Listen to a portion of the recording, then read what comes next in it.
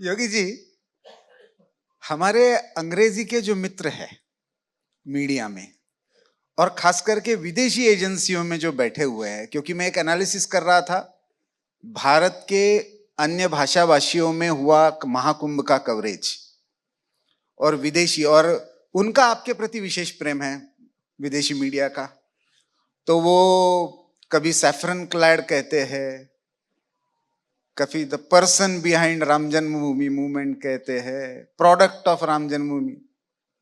महाकुंभ के आयोजन के केंद्र में एक रमता जोगी रहना, एक महंत रहना, इस व्यवस्था के, इसका कितना महत्व था? ये जो परंपराएं जो सारी चलती है, जो अखाड़े चलते हैं, उस परंपरा को समझने वाला व्यक्ति वहां पे रहना, इस आयोजन में एक मुख्यमंत्री के नाते रहना तो था ही, एक महंत का भी वहां पे रहना, ये कितना महत्वपूर्ण था? देखिए, मेरी जगह भी कोई भी सनातन धर्मावलंबी रहता तो भी आयोजन अच्छा होता है।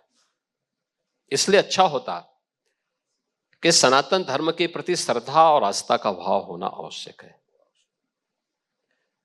और तुलसीदास जी भी कहते हैं कि श्रद्धावान लभते ज्ञानम। अगर आपके मन में श्रद्धा का भाव है तो स्वयं ही मार्ग आगे प्रशस्त हो सकता है, और ये काम मुझे लगता है कि वहां होता। इस पूरे आयोजन में पूज्य संतों का सहयोग और उनका सानिध्य बहुत अभिनंदनीय था, बहुत अभिनंदनीय था। क्योंकि देखिए, अपनी परंपरा और लकीर के फकीर बनने की बजाय उन्होंने कहा नहीं, देश और दुनिया से आने वाले श्रद्धालुओं को मौका मिलना चाहिए। याद करिए, 29 जनवरी मौनी अमावस्या के दिन ब्रह्म मुहूर्त में 4 बजे से अमृत स्नान प्रारंभ होने थे। रात्रि को 1:15 बजे से लेकर 1:30 बजे के बीच में एक हादसा होता है। हादसे में कुछ लोग गंभीर रूप से घायल होते हैं, उन्हें हॉस्पिटलाइज किया जाता है। उनमें से कुछ लोगों की दुखद मौत होती है। प्रातः 3 बजे, ब्रह्म मुहूर्त में ही 3 बजे मैंने प्रशासन से कहा कि भाई देखो, अखाड़ों से बातचीत करो कि वे 4 बजे से 1 घंटे के अंदर उनका अमृत स्नान प्रारंभ होना है। संगम में बड़े पैमाने पे श्रद्धालु भरे पड़े, उनको इस समय निकालने में कठिनाई होगी। अमृत स्नान को दोपहर तक के लिए स्थगित करवा दें। सभी के हाथ पांव फूलने लगे। प्रशासन के साथ कैसे हो सकता है? हमने कहा पूरे दिन भर मुहूर्त है। ये जो हादसा रात्रि में हुआ है, हादसा कहीं और ना होने पाए, इसको रोकने के लिए आवश्यक है कि, क्योंकि हम लोग जब एक बार अमृत स्नान प्रारंभ करवाएंगे तो ये 5 घंटे चलेगा। इस समय हम लोगों ने जो वहां पे एनालिसिस किया है और जो हमारे वहां पर उपकरण लगे हुए हैं, ये सब बता रहे हैं कि लगभग 5 करोड़ से ऊपर की भीड़ इस समय वहां मौजूद है, महाकुंभ क्षेत्र में और सिटी के अंदर। लगभग 3 से 4 करोड़ लोग रास्ते में हैं जो प्रयागराज के लिए आ रहे हैं, और 2 करोड़ लोगों को हमने नेबरिंग डिस्ट्रिक्ट में रोका हुआ है। कितनी देर रोक पाते हैं? अब आप अनुमान करिए, 10 करोड़ लोगों को हम लोगों को वहां पे देखना है। लेकिन हमारा प्रयास होगा कि परंपरा भी बाधित ना हो, लेकिन कुछ देर के लिए स्थगित तो हो सकती है। और जैसे ही मेरा मैसेज, मेरा संदेश सभी पूज्य अखाड़ों को और पूज्य संतों को प्राप्त हुआ, उन्होंने कहा नहीं, हम योगदान देंगे, पहले श्रद्धालु स्नान करेगा। और दोपहर तक उन्होंने अपना अमृत स्नान स्थगित किया। सचमुच अभिनंदनीय है।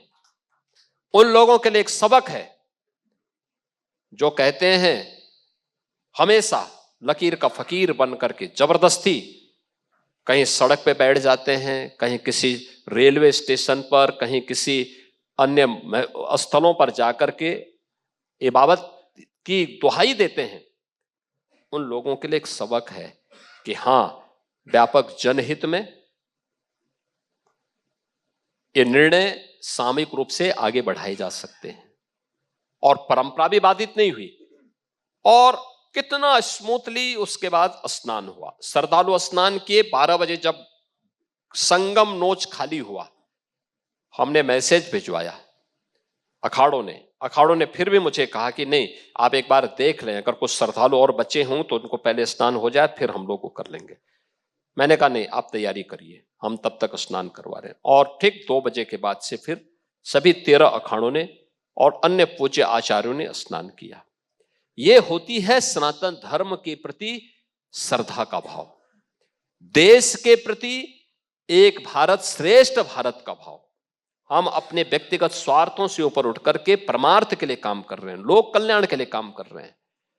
जनता का हित जिसमें होगा, देश का हित जिसमें होगा, सनातन धर्म के ध्वज पताका जिससे ऊपर पहुंचेगी, उसके लिए हम कार्य करेंगे। और सभी पूज्य अखाड़ों ने, पूज्य संतों ने यह उदाहरण मौनी अमावस्या के दिन करके दिखाया, और मैं सचमुच उनका आभारी हूं, क्योंकि आयोजन की जिम्मेदारी मेरे ऊपर थी और उस आयोजन को सकुशल संपन्न कराने की जो जिम्मेदारी हमारे ऊपर थी, उसमें ये निर्णय बहुत महत्वपूर्ण था और उसमें उन्होंने सबने अपना योगदान किया।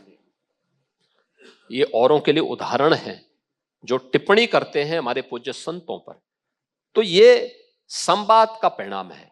हम उन पूज्य संतों की भावनाओं का सम्मान करते हैं, उनकी साधना और उनकी सिद्धि को प्रणाम करते हैं, लेकिन सरकार के स्तर पर जो भी कुछ हो सकता था, हम लोगों ने अपने स्तर पर उसमें उनके साथ मिलकर के जो भी आयोजन हम करते थे, जो भी कार्यक्रम करते थे, इसमें उनको विश्वास में रखते थे। उनके मन में यही उनकी अपेक्षा थी कि आयोजन पूज्य संतों का है, श्रद्धालुओं का है, सरकार तो पीछे से सपोर्ट करने के लिए उनके साथ खड़ी है।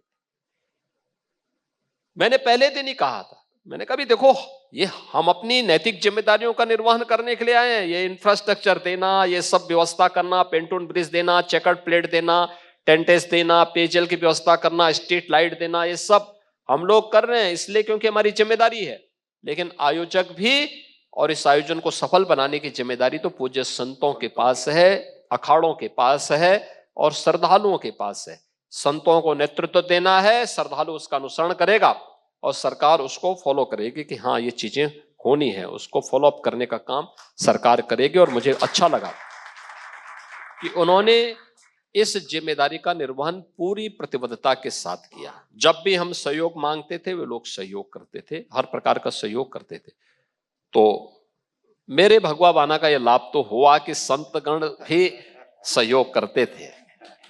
औरों को कितना करे मैं नहीं कह सकता, लेकिन मुझे उनका भरपूर सहयोग मिला और उसी का परिणाम था कि इतने बड़े आयोजन को इस भव्यता के साथ हम कर पाए और सनातन धर्म के बारे में देश और दुनिया को उसका विराट प्रयागराज महाकुंभ में देखने का अवसर प्राप्त हुआ।